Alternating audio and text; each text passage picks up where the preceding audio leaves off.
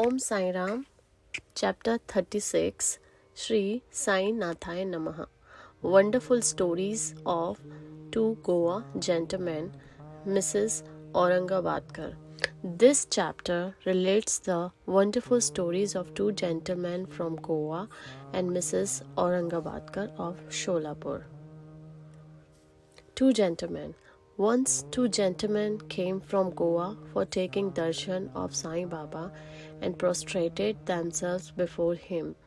Though both came together, Baba asked only one them to give him rupees 15 as dakshina, which was paid willingly. The other man voluntarily offered rupees 35. This sum was rejected by Baba to the astonishment of all. Shama, who was present, asked Baba, "What is this?" Both came together. Once dakshina you accept, the other, though voluntarily paid, you refuse. Why this distinction? Baba replied, Shama, you know nothing. I take nothing from anybody. The Masjid Mai, the presiding deity of the masjid, calls for the debt. The donor pays it and becomes free. Have I any home, property, or family to look after? I require nothing. I am ever free. Debt, enmity, and murder have to be atoned for. There is not escape. Baba then continued in his characteristic ways as follows. As first he was poor and took a vow to his God that he would pay his first month's salary if he got an appointment. He got 1 rupees 15 per month. Then he steadily got promotions. From rupees 15 he got rupees 30, 60, 100, 200 and ultimately rupees 700 per month. But in his prosperity he forgot clean the vow he took. The force of his karma has driven him here, and I ask that amount, rupees 15, from him as dakshina. Another story. While wandering by the seaside, I came to a huge mansion and sat on its veranda. The owner gave me a good reception and fed me sumptuously. He showed me a neat and clean place near a cupboard for sleeping. I slept there. While I was sound asleep, the man removed a laterite slab and broke the wall, entered in and seized off all the money from my pocket. When I woke up, I found that rupees 30,000 were stolen. I was greatly distressed and sat weeping and mourning.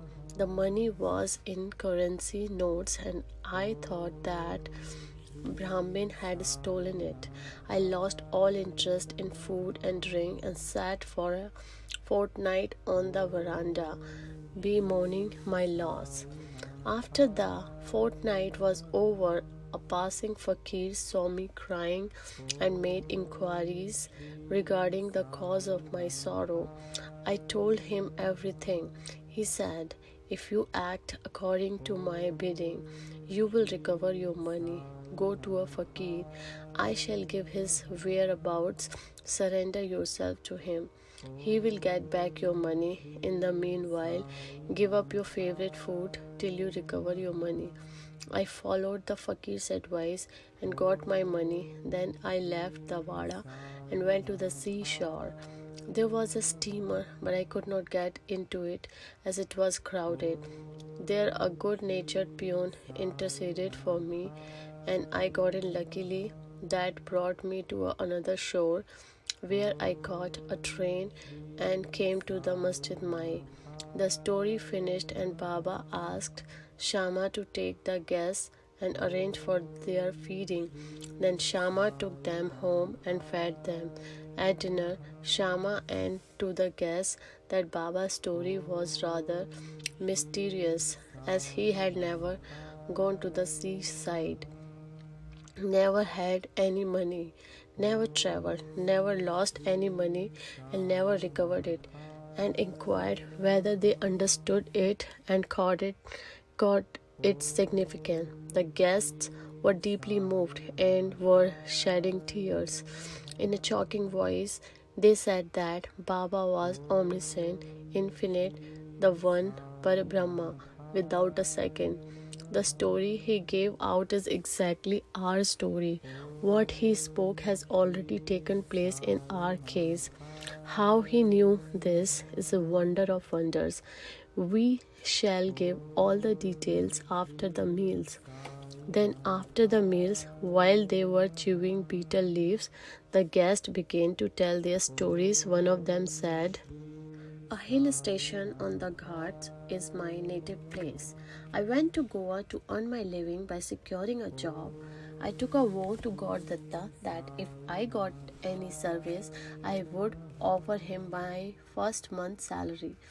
By his grace, I got an appointment of rupees 15, and then I got promotions as described by Baba.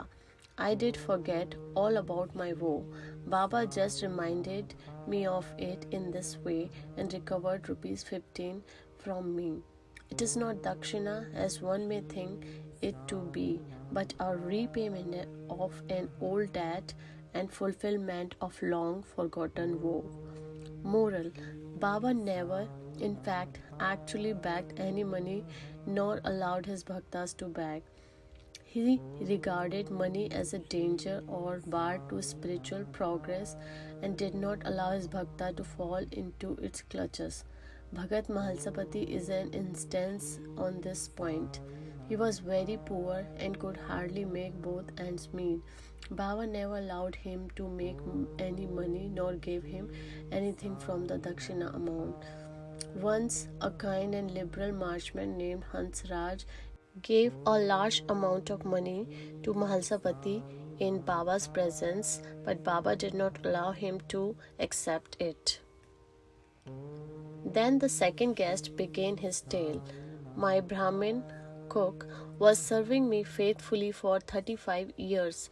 Unfortunately, he fell into bad ways. His mind changed and he robbed me of my treasure by removing a laterite slab from my wall where my cupboard is fixed.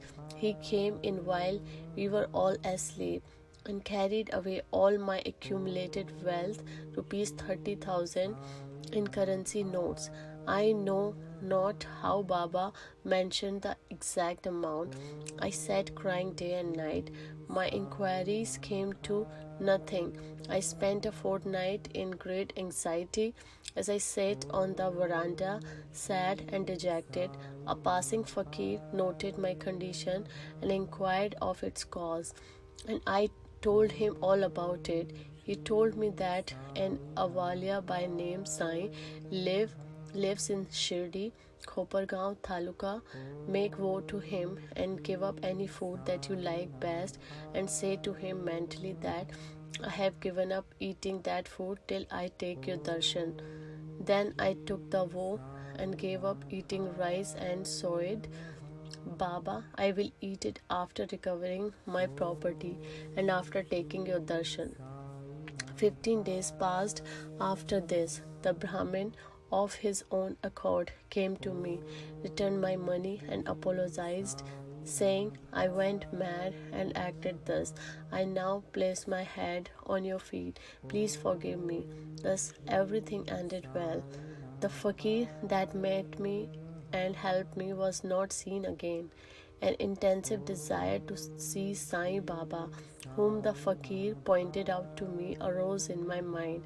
I thought that the fakir who came all the way to my house was no other than Sai Baba. Would he, who saw me and helped me to get my lost money, ever go it to get rupees 35? On the contrary, without expecting anything from us, he always tries his best to lead us on the path of spiritual progress. I was overjoyed when I recovered my stolen property, and being infatuated, I forgot all about my woe.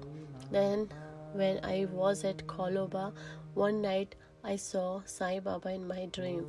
This reminded me of my promised visit to Shirdi. I went to Goa and from there wanted to start for Shirdi by taking a steamer to Bombay en route. But when I came to the harbor, I found that the steamer was crowded and there was no place. The captain did not allow me, but on the intercession of a peon who was stranger to me, I was allowed to get into the steamer, which brought me to Bombay. From there, I got in the train and came here. Surely, I think that Baba is all pervading and all knowing. What are we and where is our home? How great our good fortune that Baba got back our money and drew us here to himself. You Shirdi folk must be infinitely superior and more fortunate than we. For Baba has played, laughed, talked, and lived with you for so many years. I think your store of good merits must be infinite, for it attracted Baba into Shirdi. Sai is our Datta. He ordered the woe, he gave me a seat in the steamer and brought me here and thus gave proof of his omniscience and omnipotence. Mrs. Aurangabadkar. A lady from Sholapur, wife of Sakharam Aurangabadkar, had no issue during the long period of 27 years. She had made a number of vows of God and goddesses for an issue, but was not successful. She then became almost hopeless. To make a last attempt in this matter, she came to Shirdi with her stepson Vishwanath and stayed there for 2 months, serving Baba. Whenever she went to the masjid, she found it full and Baba surrounded by devotees. She wanted to see Baba alone, fall at his feet, and open her heart and pray for an issue, but she got no suitable opportunity. Ultimately, she requested Shama to intercede with Baba for her when he was alone. Shama said to her that Baba's darbar was open, still he would try for her and that the Lord might bless her. He asked her to sit ready with a coconut and joss sticks on the open courtyard at the time of Baba's meals, and that when he beckoned to her, she would come up. One day after dinner, Shama was rubbing Baba's wet hands with a towel when the latter pinched Shama's cheek. Shama, feigning anger, said, Deva, is it proper for you to pinch me like this?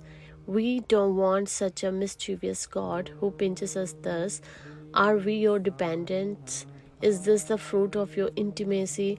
Baba replied, O Shama, during the 72 generation that you were with me, I never pinched you till now, and now you resent my touching you. Shama, we want a God that will give us our kisses and sweets to eat. We do not want any respect from you or heaven, balloon, etc. Let our faith into your feet be ever wide awake. Baba, yes, I have indeed come for that. I have been feeding and nursing you and have got love and affection for you. Then Baba went up and took his seat. Shama beckoned to the lady. She came up and bowed and presented the coconut and joss sticks. Baba shook the coconut, which was dry. The kernel within rolled and made a noise. Baba said, Shama, this is rolling. See what it says. Shama, the woman prays that a child might be similarly rolling and quickening in the womb. So give her the coconut with your blessing. Baba, will the coconut give her any issue? How people are foolish and fancy such things. Shama, I know the power of your words and blessing. Your word will give her a string or series of children. You are wrangling and not giving real blessing. The parley went on for a while, Baba repeatedly ordering to break the coconut and Shama pleading for the gift of the unbroken fruit to the lady. Finally, Baba yielded and said, "She will have a child when?" asked Shama.